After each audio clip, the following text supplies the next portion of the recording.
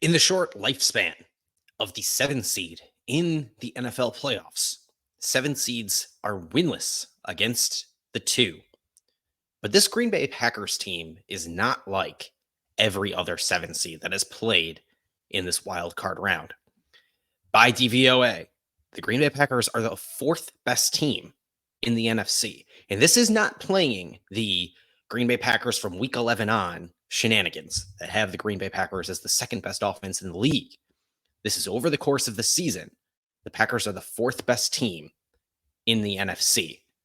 Better than the Philadelphia Eagles on both offense and defense, who looked for a long time like they were going to be the number 1 seed.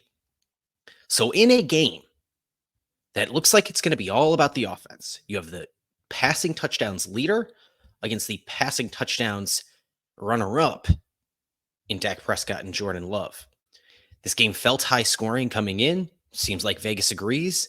Can Jordan Love show up and deliver a playoff victory at AT&T Stadium? That is what we're going to talk about today here on this episode of the Scotty Six Pack Podcast. I am your host, Kedrick Stumbris. You can follow me on the website formerly known as Twitter at Kedrick Stumbris and follow the podcast at Scotty Six Pack to get the latest updates in Wisconsin sports. We're recording this on Saturday afternoon, shortly after the Wisconsin Badgers have defeated Northwestern at the Kohl Center. Wisconsin now 5-0 in the Big Ten. Last time Wisconsin did that, the Badgers won the Big Ten. But we need to break down this playoff matchup because this is a big game and it is ripe with storylines. We're going to talk about the storylines, but first we're going to break down this playoff matchup. And like we said at the top, this is a lot about Jordan Love. This is a lot about what he can do to cap off what has been a season that looks like he has already defined as the season where he becomes the Green Bay Packers franchise quarterback. But what else can he add onto that? Well, he can lead an offense against this Cowboys defense that features Aaron Jones, first of all. And I think a huge question in this game is just, can Aaron Jones be the difference? Aaron Jones has been in and out of the lineup all season, but he has been phenomenal since returning to the lineup full time. He obviously had that game where he ramped up against Tampa Bay that unfortunately the Packers lost at Lambeau. But in the 3 games since, the last 3 games the Packers have played, Aaron Jones has over 110 yards rushing in each of those games and is over 130 combined rushing and receiving yards. Aaron Jones has had the 2nd highest rushing success rate of any player in the league, the highest among all running backs. The only player with the higher rushing success rate is Josh Allen. So not only has Aaron Jones been great as of late, but when Aaron Jones has been playing throughout the season, he's playing like he's the best running back in the NFL. And if he's going to get work, we said that he has over 130 combined all-purpose yards rushing and receiving. But if Aaron Jones is going to get work done, it's going to be on the ground where he is playing like the best running back in the National Football League. Because the Cowboys allow the 3rd fewest receptions by running backs in the league and the 3rd fewest receiving yards by running backs in the league. Frankly, I think the Cowboys have a little bit of a mushy run defense overall, and Aaron Jones might be able to eat that up. He's a different, unique talent. If the Packers are going to be able to run the ball, though, it looks like it's going to have to be through Aaron Jones because A.J. Dillon, who has had, injured thumb situation, jammed that finger, he is doubtful for the game this Sunday against the Cowboys. And Aaron Jones was the only player against Chicago to get a carry. So even though Patrick Taylor is in the lineup, Patrick Taylor has been a staple, 3rd running back for 3rd or 4th running back, frankly, for the Green Bay Packers, having a lot of time spent on the practice squad, getting that call up now and then. Even though he has that, Green Bay doesn't seem to go to him all that often. So I don't totally get why, but if the Packers are going to be able to run the ball, it is going to be through Aaron Jones. And that is a matchup that I think the Packers like, or at least want to explore, because the run defense is where I think, the most questions about this good, like this quite good Cowboys defense. And I'm not saying I have questions about the defense as in they are questionable, like might actually be bad. I'm just actually not sure whether or not they are entirely good or not. There is some signal in the numbers to the Cowboys not having a great rush defense, but so many of the Cowboys wins are in blowouts that I don't necessarily know situationally what to believe based on what the Cowboys are willing to allow on defense in these situations where they are already winning big and are willing to let teams, get chunk yards, 3-4 yards on the ground, dink and dunk through the running game on the field, let the clock keep running. The flip side of the Packers offense, it's the Packers passing offense. And this young Packers passing offense, of course, as we've said many times, the youngest receiving core in the history of the National Football League, younger than the 0-16 Cleveland Browns. And the difficult part that first-year starter Jordan Love is going to have to deal with these young pass catchers is the pass defense is like I said, I have questions. I don't fully understand the quality of the Cowboys rush defense, but I do understand that this is absolutely the best part of the Dallas defense is defending the pass. And just from a skill perspective, you can break it down even further.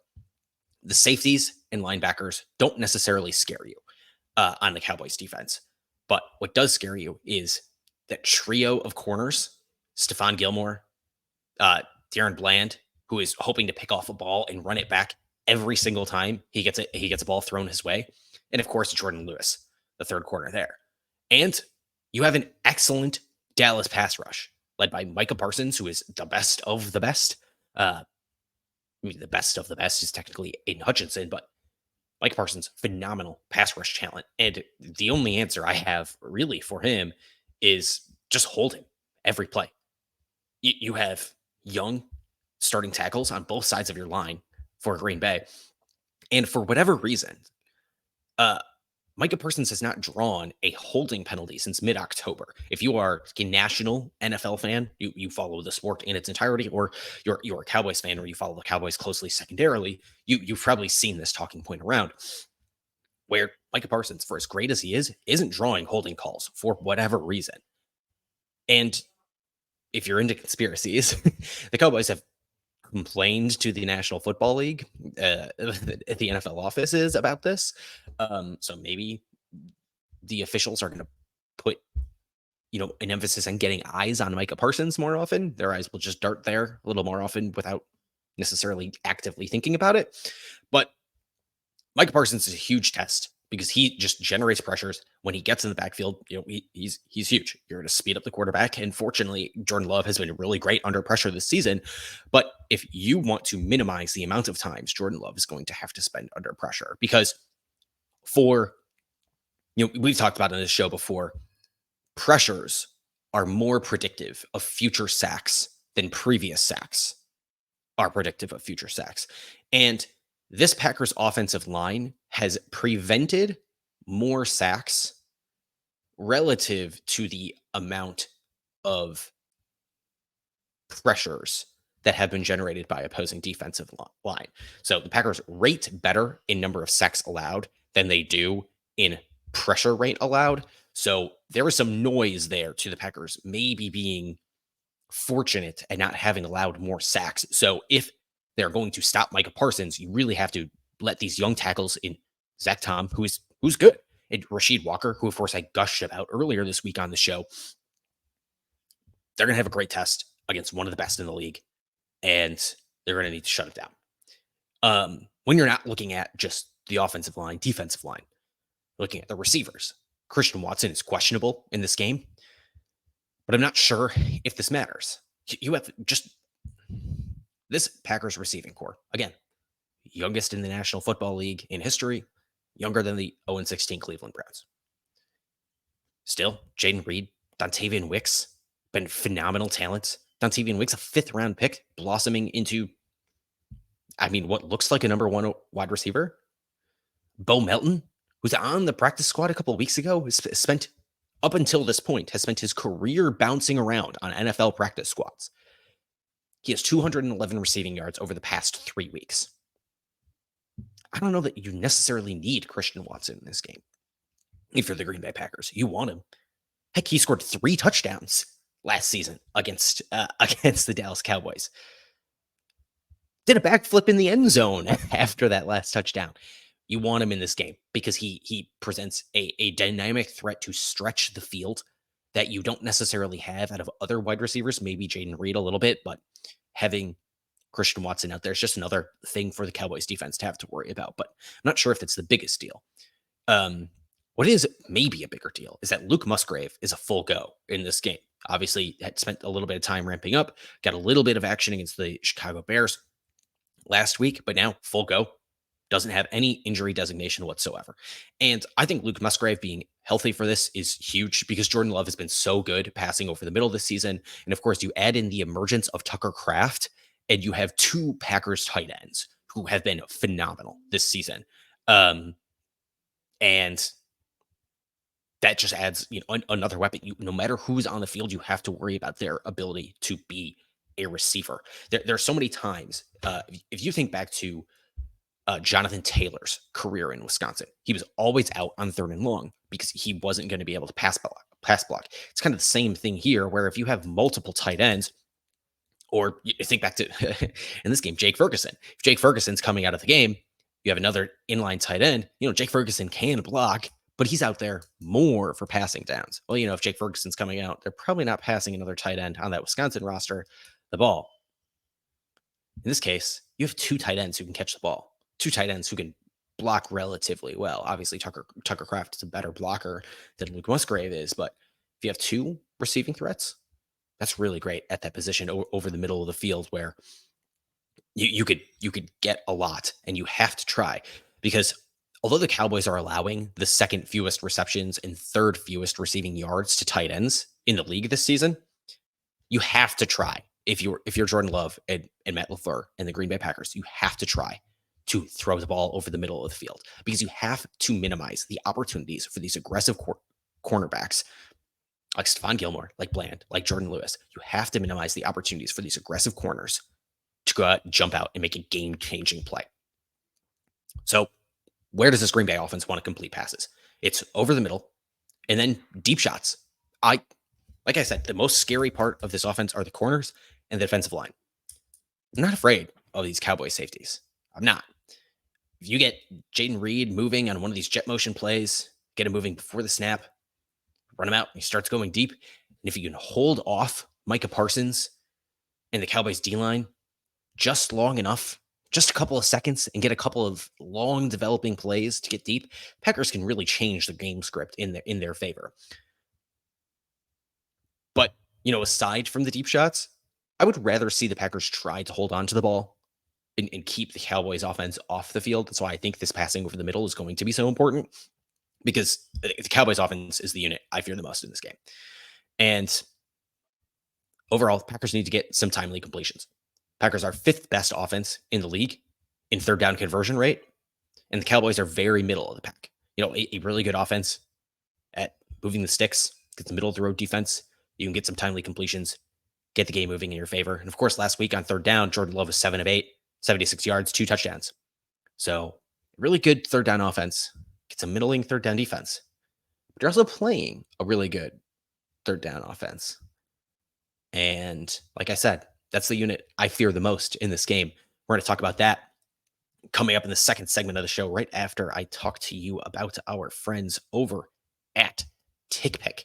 TickPick is where I get all of my tickets for all of the games that I would like to go to. And if you are going to a game, like if you are going to this Green Bay Packers Dallas Cowboys game, if you're able to get on a flight out of Wisconsin these days, you can get in. You can get those tickets on TickPick. I'm looking right now. You got to get in a price of $61 that has been falling throughout the week. A little bit interesting. Packers fans, of course, travel very well, but maybe it's harder to travel. I myself am already in South Texas, have already been in South Texas.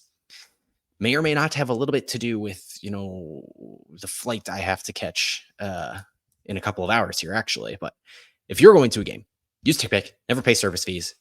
TickPick does not believe in hidden fees. And if you find a better price elsewhere on your tickets, TickPick will refund you 110% of the difference in credit toward your next purchase. Plus, if you use my link on the screen now, if you're watching on YouTube, in the YouTube description, in the podcast description, if you use that link, you're going to save $10 on your first order. So download the TickPick app. That's TickPick. Go to the Google Play Store, go to the Apple App Store, download the TickPick app, use my link, save $10 on your first order. Never pay hidden fees on tickets ever again. So the opposite side of the ball, you have Dallas Cowboys offense, which, like I said, is the unit I fear the most in this game. And first is, the rushing game. We talked about the Packers rushing game at the top. Let's talk about the Cowboys rushing game. And I think this is where the Cowboys can generate a game script that might be less likely, but is one that I see as a winning game script for Dallas if they're able to do it. Tony Pollard, Dallas's number one running back, has been solid this season. He's a 1,000-yard rusher, has 50% success rate, but he's, barely averaging 4 yards carry. There might be noise in there in that 4 yards per carry number, since the Cowboys have blown so many teams out, like we mentioned earlier. Eventually, teams know that Dallas is trying to run the clock out, and so trying to stop the run, you only allow 4 yards per carry, but that's enough to run the clock out. But based on that 50% success rate, and Tony Pollard as a solid running back, is there a wacky game script where this game just isn't super high scoring? Although that's, the game script that I expect, the game script that Vegas expects, where the Dallas defense clamps down on the Packers and Mike McCarthy, play calling for the Cowboys, just decides to grind it out on the ground against a below average Green Bay run defense. I think that's possible. I don't think that's what's going to happen, because this Dallas Cowboys passing offense is just phenomenal. When you're talking about being able to stop this Cowboys passing offense, can't talk about it without talking about a Jair Alexander injury, which, if you follow the Packers, you might be saying, how on earth did we get here again? Are you telling me his shoulder is hurt? No. Jair Alexander, who stepped on someone's foot during a jog through, walk through, whatever you want to call it, I think it was this past Tuesday, is officially questionable for this game because he tweaked his ankle. Just an all-time bad timing injury, because you need this if you need Jair Alexander to win this game. And you need the Packers defense to make some adjustments to win this game, because the Packers like to live in that cover 2 shell. And I think that's a recipe for disaster against this Cowboys offense. Cowboys are great at completing slants and passes over the middle. It's not a total deep shot offense. Joe Barry just wants to keep the ball in front of the defense. Doesn't want to get beat over the top. Wants to keep the ball in front of the defense. But Dallas is happy to do just that. And the Cowboys receivers are really solid after the catch. So if Joe Barry is allowing those passes to get completed in front of the defense, Cowboys receivers are among the best units in the league. I believe it's second best in the league in broken tackles per reception. And how many times have we as Packers fans watched this secondary unit or Packers secondary units generally just get beaten on not being able to tackle? You really want to deal with these wide receivers who have already proven themselves excellent at breaking tackles, and then watch the Packers get beaten because their defensive backs can't tackle, plus a maybe, not just foot, but maybe still not totally healthy, shoulder banged up Jair Alexander, who might not super want to be tackling? Might not be fun if the Packers just decide to live in that 2 high shell, and Dallas is happy dunking it down the field. Physical wide receivers muscling their way down through the Packers secondary. And that Packers secondary needs to let Jair Alexander follow CeeDee Lamb. CeeDee Lamb, number 1 wide receiver for the Cowboys, leads the league in receptions, as Dak Prescott leads the league in completions. Last year, when the Cowboys played the Packers at Lambeau, CeeDee Lamb had 11 catches for 150 yards and 2 touchdowns. I know that the Packers won that game, but if CeeDee Lamb has that same stat line this time around, Packers will not win this game, because Dak Prescott threw 2 picks in that game. Maybe Dak Prescott throws 2 picks in this game and the Packers win. But a stat line like that for CeeDee Lamb is a losing stat line for the Green Bay Packers. If Green Bay has to rely on another quarter to cover CD, it just might be over against what is a real quarterback in Dak Prescott, a quarterback who I personally think should be getting more MVP buzz, even though it seems that we've anointed Lamar Jackson. Think back to a year or two ago when the Packers started the season by getting blown out by the Minnesota Vikings in whatever that was, week 1, week 2. Next time Packers played, after not letting Jair shadow Justin Jefferson, wide receiver 1, really, really good wide receiver 1. In the first matchup, not letting Jair shadow him. Second matchup, they went back. Jair followed Justin Jefferson way more often around the field. Packers come out with that win. Defense looked a heck of a lot better. Justin Jefferson left in clamps, and Jair Alexander hits the gritty. Let the highest paid cornerback in NFL history. You made Jair Alexander the highest paid cornerback in NFL history. Play him like he's the highest paid cornerback in NFL history. If he can't go, well, then you take your losses. Because I just think that's a really tough matchup for the Allentines of the world to try and clamp down on CeeDee Lamb. That just might be a tough day for the Packers. But if the balls just aren't going outside and down the field to the wide receivers, or over the middle to the wide receivers, the Packers need to take lessons from playing Kansas City Chiefs. Packers need to cover the tight end. Travis Kelce, I had, for him, maybe more modest 4 receptions for 81 yards in that game. No touchdowns, but a few of those receptions that Travis Kelce had were just wide open throws to him. It was unbelievable how wide open Travis Kelce was in that game. And I, of course, loved Jake Ferguson, who we talked about a little bit earlier, for an analogy on the Badgers, but he is a Dallas Cowboy now. And Packers need to figure out how to deal with him. And one of those options might be Preston Smith, who he's playing great right now. If that's the best option for the Packers to cover a aggressive Jake Ferguson in coverage, I'll live with that. But a tight end, and a good tight end at that, not just CeeDee Lamb, is why I'm afraid of the Packers leading into that too high shell that too often a really good tight end will be able to just eat up by, running through the seam down the middle or just catching a slant. But then when we're not talking about in coverage, we go to this side of the trenches, the Packers defensive line. I talked about after the Bears game, how the Packers dominated on both sides of the ball in the trenches. And I don't think this is necessarily the best offensive line the Packers have played all season. I think the Cowboys offensive line is it's good, but I think it can be beaten. And if you look at offensive line that many people think is one of the best in the NFL, in the Detroit Lions, in that second Lions game, the Packers produced 15 pressures, according to Pro Football Reference. Like we said, pressures are more predictive of future sacks than sacks. The Lions were coming back in that game, obviously having to pass the ball, so maybe those defensive stats are a little bit inflated, but the Packers also didn't need to bring that pressure. If the Lions were just trying to come back in this game, they could just drop back in coverage. I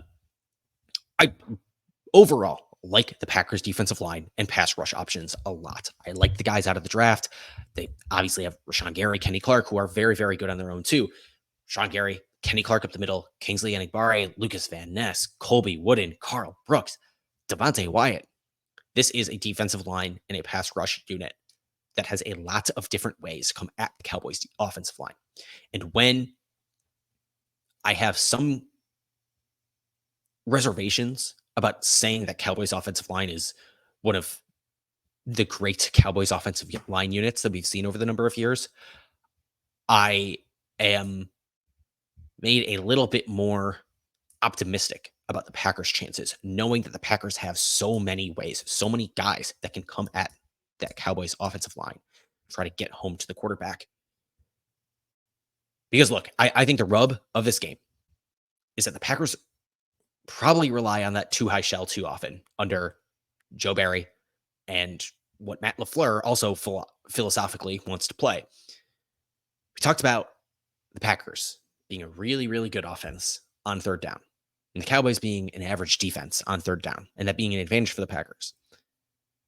Well, when you look at the other side of the ball, the Cowboys have an even better offense on third down. Packers are the fifth best offense in third down at converting. Cowboys are the second best. And the Packers defense ranks 25th in the league in getting off the field on third down. So the Packers third down offense is good. Cowboys third down defense is average. Cowboys third down offense is good. Packers third down defense is bad. Third and Barry. What can I say? It is borne out in the numbers. So, like I said, this is not a traditional 7 seed. I think the Packers can win this game. I feel like we've laid out a little bit of what they have to do to win this game. And those are things that I think the Packers can do. But Cowboys are the better team. They're a touchdown favorite. Everything on here is gravy. But if they were to win, vibes would be immaculate. And you know I like some good vibes.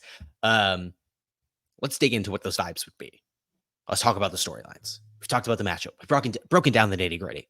Talking about 2 high safety coverages. Let's talk about vibes. And I don't necessarily want to talk about the coaching vibes all that much. I think that Mike McCarthy, is he going to get fired? Shenanigans is too much. This is a really, really good Dallas Cowboys team. And in part because Mike McCarthy took over play calling duties and is leading one of the best, if not the best offensive unit in the National Football League. But I think there is a coach that we have to talk about where if this is a shootout, the Packers get 28 or even 30 points on the board, but it's not enough. Packers lose a game, 28-31. They lose a game 30-33. Is that enough? Is that enough to end the Joe Barry conversation? Because if your first-year starter gives you a chance to win on the road in the NFL playoffs, is a touchdown underdog, and the defense doesn't hold up its end of the bargain, I don't know. But let's talk about that first-year starter. Because when I was thinking about this game, I'm thinking back to the great drives that have ended Dallas Cowboys seasons in the past, in AT&T Stadium, no less, by the Green Bay Packers, of course, who are undefeated in AT&T Stadium all the time. And it got me thinking about Jordan Love and game-winning drives, because you can think about Jordan Love at the beginning of the season and him having the ball in his hands with an opportunity to end the game. And if you just go through the season, you get a really up and down picture of what his performance looks like, because that first week game, of course, Packers blow out Chicago. Week 2 at Atlanta, Packers offense couldn't move the ball in the fourth quarter. Okay. Following week against New Orleans, Packers got a go-ahead touchdown with 2:56 remaining on the clock. Okay, it's good. It's a lot of time left to call it a game-winning drive, but technically it was a game-winning drive. At Las Vegas, Jordan Love throws an interception in the end zone to end the game. Following week at Denver, Jordan Love throws an interception late in the fourth quarter with under 2 minutes to go. The Broncos chewed the clock away. Okay. At Pittsburgh, opportunity for a game-winning drive. Jordan Love throws picks on the last two drives and was picked off in the end zone to end it. Against the Chargers, Jordan Love throws a touchdown with 2:33 left to go ahead. But they got the ball back again and went 3 and out when the Packers had a chance to salt the game away, run the clock out. Okay, you could call that a game-winning drive, I guess, but when you had an opportunity to win it at the end by just getting a first down, you can't do that. It doesn't feel like one. Packers failed to get a game-winning drive against the New York Giants in a game the Packers played terrible in, but had a chance to steal anyway. Packers had a game-winning drive against the Panthers, but that win felt like a loss because of how bad the Panthers were and how monstrously close the defense was to just blowing it and enforcing overtime. If that game was 5 seconds longer, that game goes to overtime. So if we just choose not to count the Panthers game, Jordan Love kind of has 2 game-winning drives under his belt. Touchdown drive against New Orleans and against the Chargers. Both of those touchdowns came with under 3 minutes, but well over 2 minutes to go on the clock. So if we choose to buy into me qualifying all of these, for the vibes, or you choose not to, the Packers don't really have a game-winning drive except for the Panthers game. Since this team has really, really turned it around and turned it on, since Jordan Love has really solidified his place as the franchise quarterback of the Green Bay Packers. What if they get one here? In a high-scoring game where it just might come down to who has the ball last. And Jordan Love goes and gets a game-winning drive in the building that birthed they celebrating with 1:13 left in the fourth meme. The vibes. The vibes. The vibes would be immaculate. Bad vibes. Bad vibes. Anders Carlson. I'm really hoping I can kick the never wrong, just early thing that I had going a little bit for him. But Packers have the 3rd worst extra point conversion rate this season in the National Football League. And for a little while, he had by far the worst in the league. We talked about this game as a shootout. In a game where you might need all the points, all of them, you can't be missing extra points. Lights are on. Things are bright. And what if Jordan Love orchestrates what looks like a game-winning drive where Anders Carlson has a chance to make a walk-off field goal and you miss?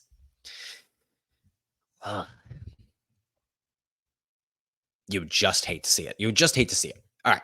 Finally, last vibes take. Last storyline vibes take that is maybe looking too far ahead.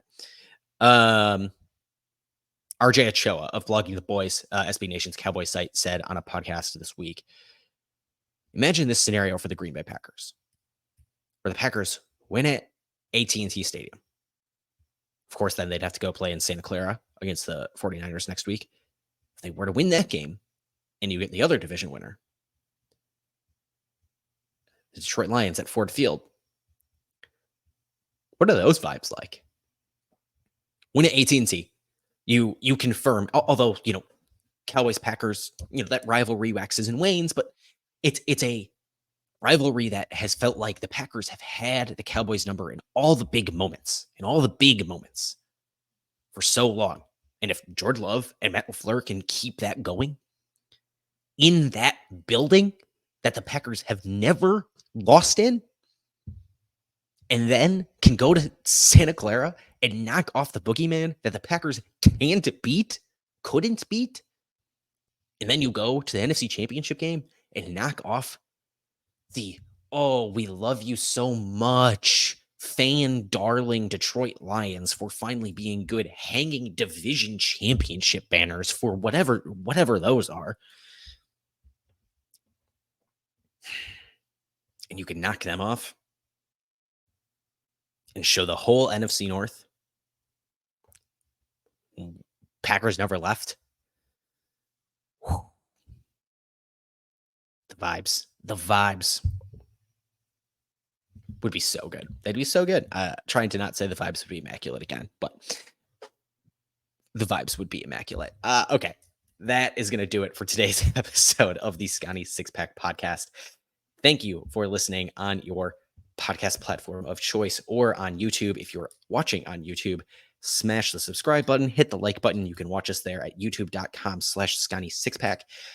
Leave some kind words and a comment for the people. Helps other people find the show. If you're listening on your podcast platform, leave us some 5 stars, kind review with some nice words. Coming up next week, we're going to break down this game a little bit. Try to find some time to talk about that Badgers win over Northwestern. Talk about the Badgers as they face Penn State next week. And that show will probably come first on Tuesday because I have a little bit of travel plans situation going on. I have to go catch a flight in to leave in about 90 minutes. Thank you for listening to today's episode of Scotty Six Pack. Go Pack